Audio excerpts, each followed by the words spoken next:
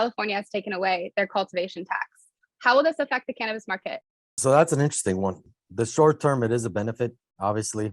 The less you have to pay in taxes, that's a good thing. My bigger concern is, see, you've got a couple of things happening. You have the cultivation tax that was kind of eliminated. You've got the excise tax that was frozen for the next 3 years. So you're not going to see an increase over there. Now, what happens in 3 years? In 3 years, it's potentially going to go from 15% to 19% at the point of retail, which is basically off the gross. So now if you're looking for a justification to bump it up from 15 to 19% and get that 4%, you do something like this, and then you make up for it in 3 years by charging that extra 4% on the overall gross, which is obviously going to be a higher number than what you're collecting today. One of the reasons why this isn't as big of a deal from the government side to do is because, as it is, they were having a hard time collecting that cultivation tax because of the complex structure of it having to go to the distributor. So right now, if you were to go out and audit most of the cultivators, you're probably going to have some problem with the majority of them as far as what they're reporting. So if you're the state, you're the government looking at it, it's like, okay,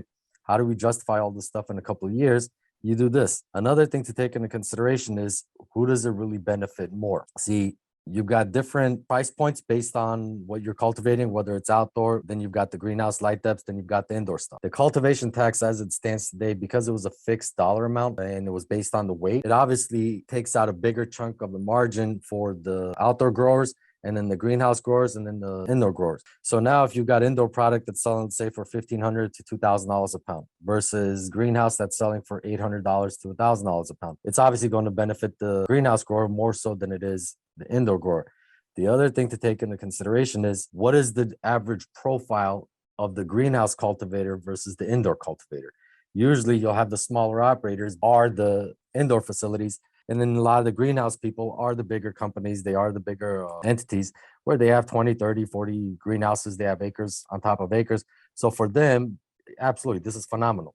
For the indoor guy, it's still a great thing, not as much when you compare it to the greenhouse guys.